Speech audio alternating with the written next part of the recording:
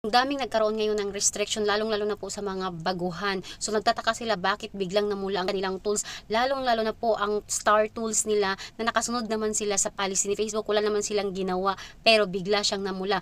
Well, pag ganun guys, ang nangyayari po ay check nyo po ang iyong product impact. So kung nakalagay dyan ay star in eligible country. So nasa country ka po na hindi po allowed yung star or hindi ka po masendan ng star, or hindi available ang star sa country kung saan ka. So, i-check mo yung country mo kung kasama ba dyan, kung nasaan ka ngayon, kasama ba siya sa eligible na maka-receive ng star. So, kung wala yung country mo dyan, ibig sabihin, ineligible country kung nasaan ka ngayon. Meron pong mga nasa list na 6 na countries pero yung iba wala po sa list. Kaya maganda na i-check nyo po ang country nyo kung saan ka ngayon, kung kasama ito sa eligible country. So kung wala sa list ng eligible country kung nasaan ka, ibig sabihin mamumula yan hanggat nandyan ka sa country yan. So magiging okay lang yan kapag ikaw ay umuwi na sa Pilipinas or kung saang country ka na pwede yung star or eligible yung star. So yun lang, sana nakatulong.